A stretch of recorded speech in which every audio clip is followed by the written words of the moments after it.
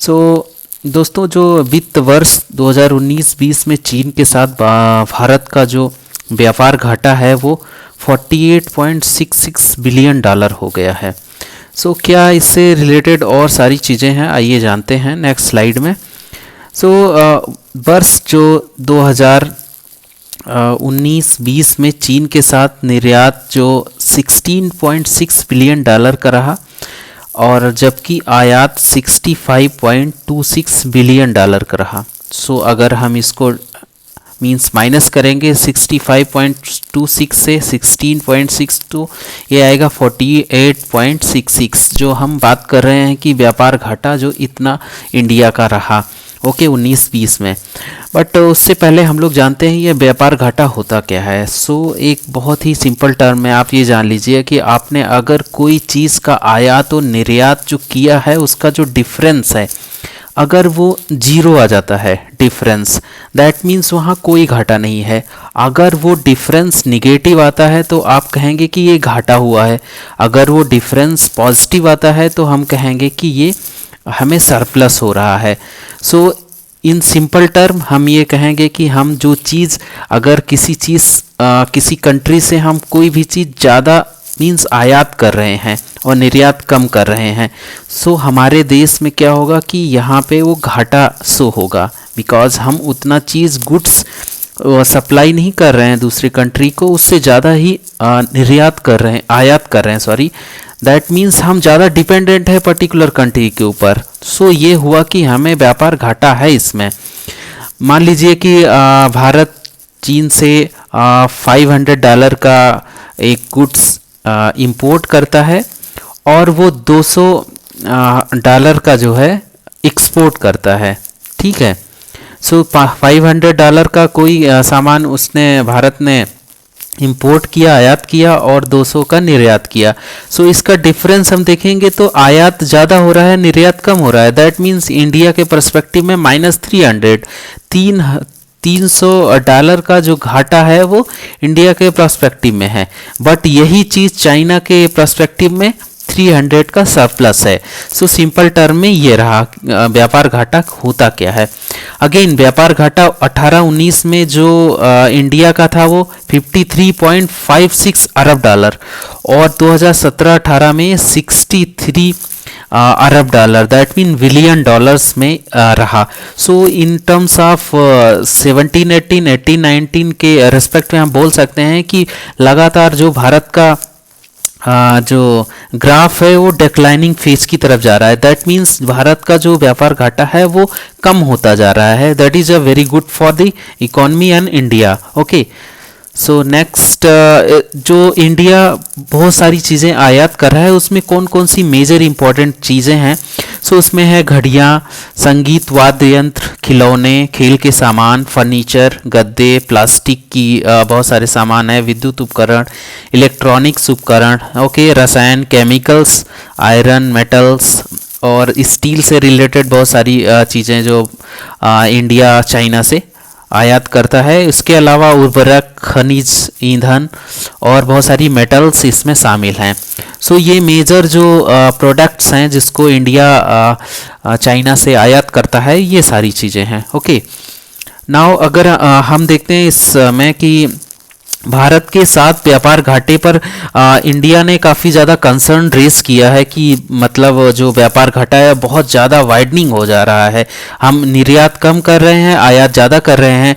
सो चीनी उत्पादों की निर्भरता को कम करने के लिए कई उत्पादों के लिए जो टेक्निकल रेगुलेशंस हैं और उनके जो क्वालिटी स्टैंडर्ड्स हैं, वो सारे पैरामीटर इंडिया ने काफ़ी ज़्यादा अच्छे से एनालाइज किया है। सो अगले हम उसमें स्लाइड में देखेंगे कि वो कौन कौन से इंपॉर्टेंट गुड्स हैं और ये कितने जो आइटम्स हैं जिसको इंडिया ने आइडेंटिफाई किया है टेक्निकल रेगुलेशन के पर्सपेक्टिव में।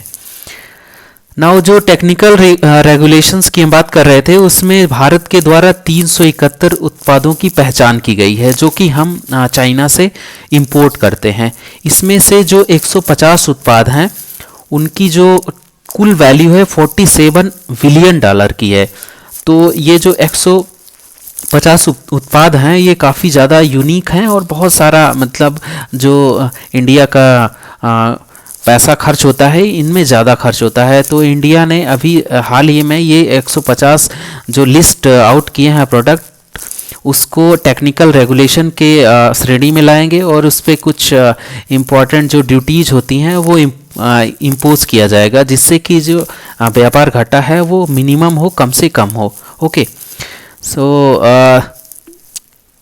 उसके बाद में चीन, अगर हम चीन की बात करें तो चीन जो कुल आयात का हिस्सा है, मतलब भारत जितना आयात करता है उसमें अकेले चीन का जो हिस्सा है वो 14% है भारत का। तो ओवरऑल इंडिया में अलग अलग देशों से जो आयात होता है उसको मीन्स वो अलग है, बट अगर हम चीन का शेयर देखें तो चीन का बहुत ज़्यादा उसमें शेयर है, दैट इज़ 14%।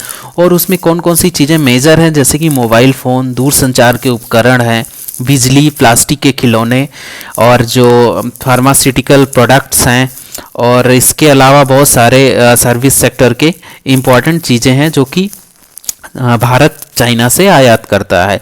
इसके अलावा दोस्तों इस ग्राफ में हम क्लियरली देख सकते हैं कि इंडिया और चाइना का जो ट्रेड का डेफिसिट है वो किस तरीके से मीन्स घट बढ़ रहा है। और कुछ जो शुरुआत में था 2010-11 में ये ट्रेड डेफिसिट 29.3 था, ठीक है, ये यहाँ पे, जो कि हम आयात करते थे 43.5 बिलियन डॉलर का और निर्यात करते थे 14.2। ये आगे बढ़ते बढ़ते ये जो 16-17 है इसके बाद में ये सडन जो है इंक्रीज हुआ, और 17-18 में तो ये 76.4 बिलियन डॉलर का इंडिया ने इंपोर्ट किया और 13.3 का एक्सपोर्ट किया। That is very means less amount.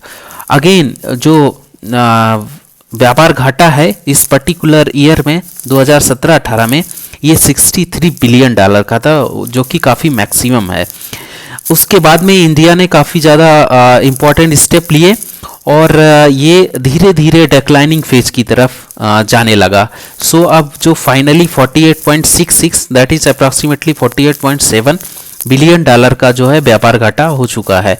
सो इससे हम ये कह सकते हैं कि जो हम इंडिया और चाइना के बीच ट्रेड का जो गैप बढ़ता जा रहा था, व्यापार घाटा बढ़ता जा रहा था, वो धीरे धीरे कम होने लगा है, और जो कि इस फिगर से हमें काफ़ी ज़्यादा क्लैरिटी मिलती है।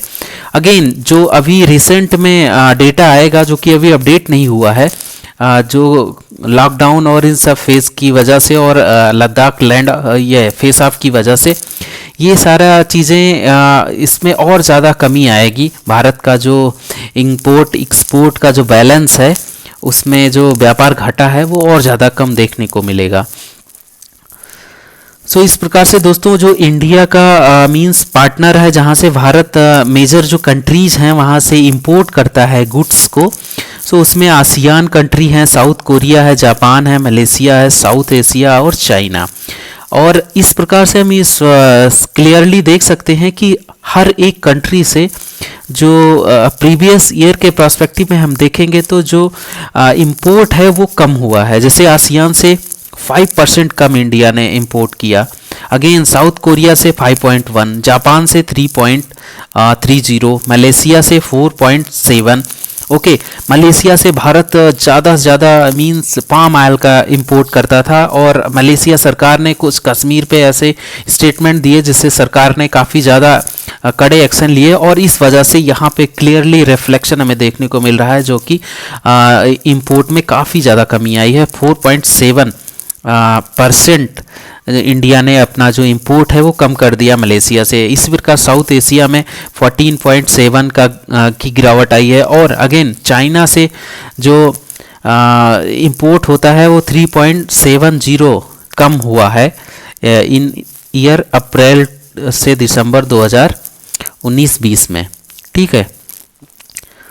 सो अगेन दोस्तों इसमें देखते हैं कि जो चाइना का मेजर ट्रेडिंग पार्टनर है वो कौन कौन सा है। सो अगर इंडिया की बात करें तो इंडिया लगभग 11वें नंबर पे आता है चाइना के पर्सपेक्टिव में, जो कि ट्रेड पार्टनर की हम बात करें तो सबसे ज़्यादा चाइना का जो ट्रेड होता है जिसमें चाइना को ट्रेड सरप्लस है टोटल, ओके, वो यूरोप है, उसके बाद में आसियान कंट्री है, फिर यूएस से होता है, यूनाइटेड स्टेट्स से। बट अभी हाल ही में इस प्रकार से जो कोरोना वायरस की वजह से डोनाल्ड ट्रंप ने बहुत सारे स्टेटमेंट ऐसे दिए हैं जिसमें कि चाइना को काफ़ी ज़्यादा लॉस होने वाला है, और हो सकता है कि जो फेज़ 2 की जो ट्रेड डील है उसमें काफ़ी ज़्यादा रिस्ट्रिक्शन देखने को मिलेगा हम लोगों को। सो आगे देखते हैं। उसके बाद चाइना सबसे ज़्यादा जापान से जो एक्सपोर्ट करता है अपने कंट्री से, जहाँ पर उसको ट्रेड सरप्लस है। फिर आता है ऑस्ट्रेलिया और न्यूजीलैंड। अगर इन सब चीज़ों को हम बात करें तो यहाँ पे Australia, New Zealand, Australia, Japan, US और इंडिया, इन चारों कंट्री से ऑलमोस्ट जो चाइना का मीन्स रिलेशन है वो बिगड़ता ही गया है। जैसे इंडिया का अभी लद्दाख स्टैंड ऑफ की वजह से, और जापान में जो आइलैंड का जो विवाद है उसका, और यूएस में कोरोना और अदर थिंग्स से इसको ज़्यादा मतलब रिस्ट्रिक्शन और बहुत सारी चीज़ों से संबंध खराब हुए हैं। सो ये सारी चीज़ें देखने को मिल रही हैं। अगेन ऑस्ट्रेलिया से इसका और ज़्यादा मतलब पहले से संबंध बिगड़ता हुआ ही गया है। सो इस प्रकार हम देख सकते हैं कि ये चाइना का जो ट्रेड सरप्लस और इस प्रकार से जो बढ़ता ही गया है, ये आने वाले दिनों में काफ़ी कम होगा, क्योंकि जो मेजर पार्टनर कंट्रीज़ हैं उनसे चाइना के संबंध उतने अच्छे नहीं हैं। ओके, और सो फ्रेंड्स, इस प्रकार हम देख सकते हैं कि जो FDI foreign direct investment from China to India million dollar में ये कितना रहा। सो 2016-17 में ये था 277.25 बिलियन मिलियन डॉलर का, जो कि 17-18 में 350.22 मिलियन डॉलर का हुआ। अगेन 2018-19 में ये जो FDI था इंडिया में चाइना की तरफ से 229 मिलियन डॉलर, और ये घट के अब हो गया है 2019-20 में 163.78 मिलियन डॉलर का। सो इस प्रकार हम देख सकते हैं कि जो FDI है वो लगातार कम होती गई है, और काफ़ी ज़्यादा इसमें चेंजेस आए हैं। इसके साथ में जो व्यापार घटा है इंडिया का चाइना के साथ में, वो भी काफ़ी ज़्यादा इम्प्रूव हुआ है। So means dependency towards China it declining in perspective of India. So ये काफ़ी अच्छा संकेत है इंडियन इकोनॉमी के रेस्पेक्ट में। और इस प्रकार से हम देख सकते हैं दोस्तों कि जो during the period from April 2000 to March 2020, actually China ने जो WTO को ज्वाइन किया था ये 2000 में ज्वाइन किया था। उसके बाद में इसने डिफरेंट कंट्रीज से जो ट्रेड शुरू किया, उसमें इंडिया के पर्सपेक्टिव में हम देखेंगे तो इंडिया से लगभग इन 20 सालों में 2.38 बिलियन डॉलर का जो FDI आया हुआ है। और उस पर्टिकुलर जो FDI 2.38 बिलियन डॉलर का है, उसमें सबसे ज़्यादा ऑटोमोबाइल सेक्टर में, जो कि है 987.35 मिलियन डॉलर, जो कि बहुत ज़्यादा है, यहाँ पे देख सकते हैं। अगेन मेटलर्जिकल जो FDI है मेटलर्जिकल डिपार्टमेंट में, ये है 199.28 मिलियन डॉलर, और इलेक्ट्रिकल इक्विपमेंट्स जो कि 185.28 मिलियन डॉलर का है, और सर्विस सेक्टर में 170.18 मिलियन डॉलर, और इलेक्ट्रॉनिक्स के क्षेत्र में यह है 151.56 मिलियन डॉलर। सो ये जो टॉप प्रोडक्ट्स हैं, जो कि automobile, metallurgical, electrical equipment, services and electronics, इसमें जो चाइना का FDI, मेजर FDI इसी में आता है। ओके।